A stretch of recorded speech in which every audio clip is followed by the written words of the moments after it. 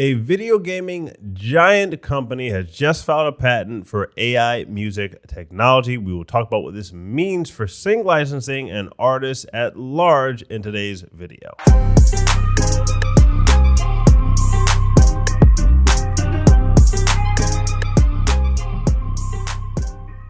What's up, guys? This is Omari with No Nonsense Music Marketing, the #1 place for music business and industry advice online. If you are not subscribed already and you're a serious musician, click that subscribe button and hit the notification bell so you get updates on every new video we drop.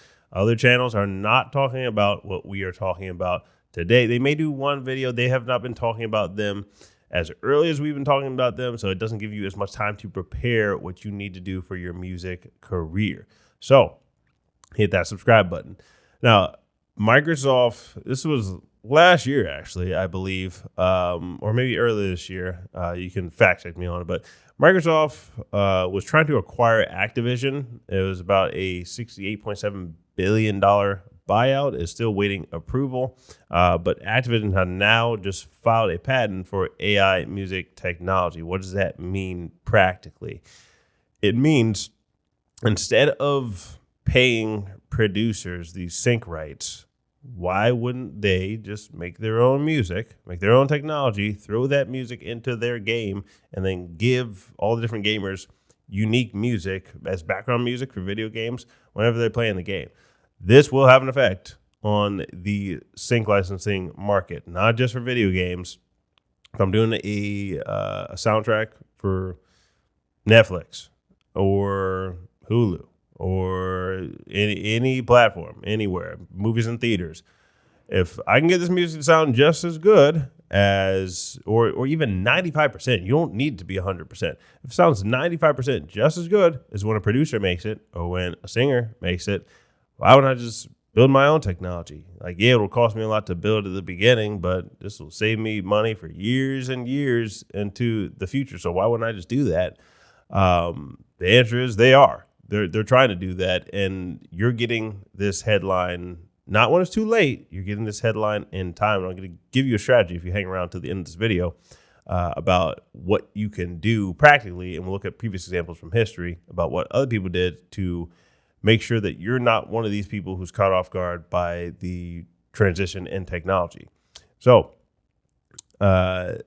Activision, they gave a very corporate answer to why they're doing this, but we know why they're doing this.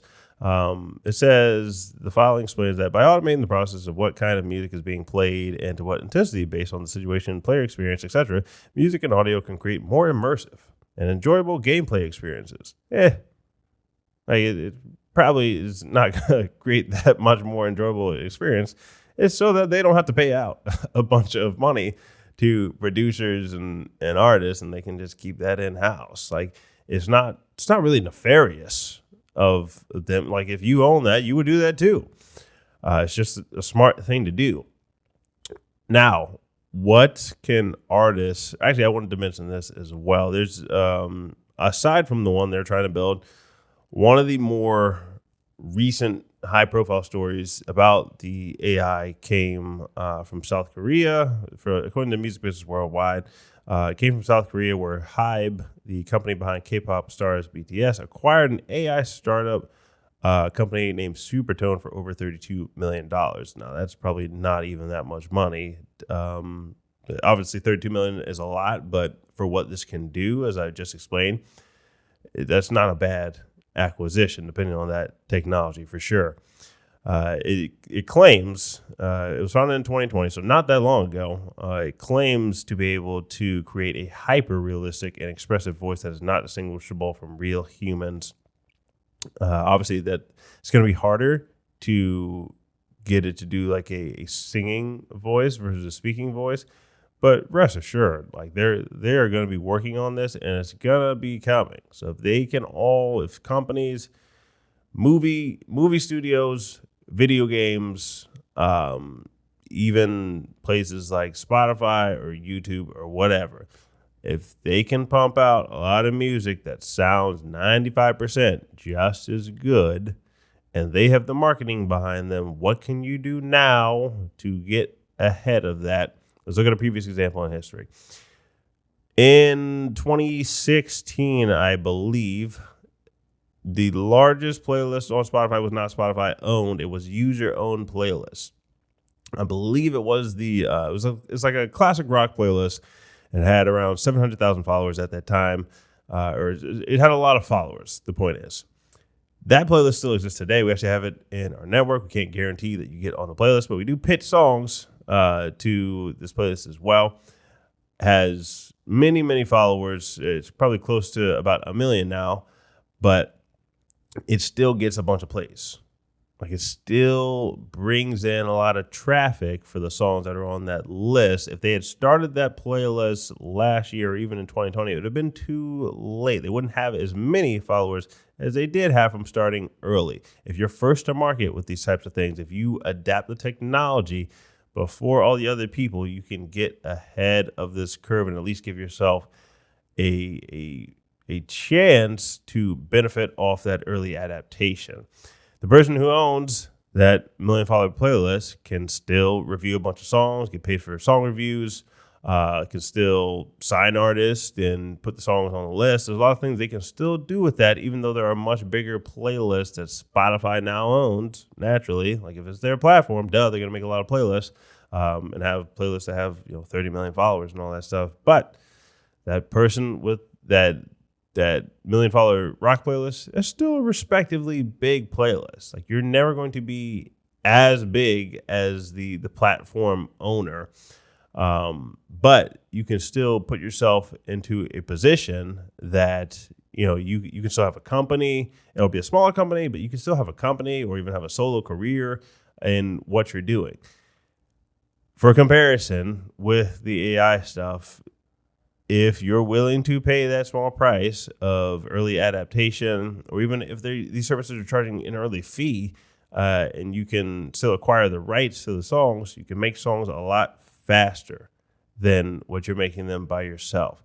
If you're a purist musician and you only want to write all your own songs from start to finish and perform all of them from start to finish, I get that. And at the same time, I'm telling you that if you're going to do that strategy, you're going to have to get a lot more streams per song than if you're just willing to pump out all the songs with the AI. So it's up to you. Every strategy is going to be different for every person, but we can see it. They're not filing a patent for no reason.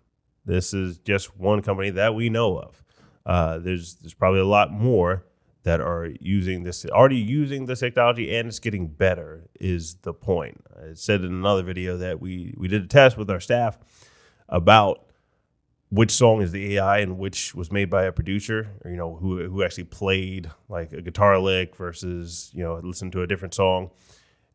None of them got it right.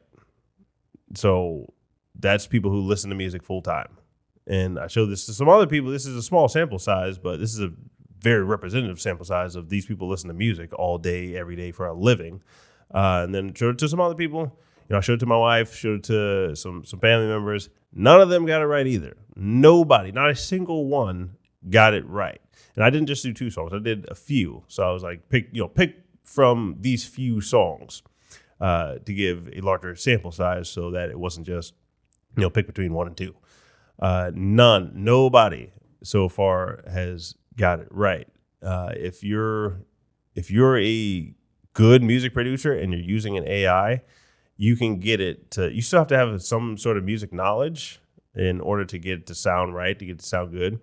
But you can get it pretty much almost there to where the average listener, or even people who work in music, cannot tell the difference. So that's not to be scary for you as a musician, as an independent artist. I'm not telling you to throw in the hat.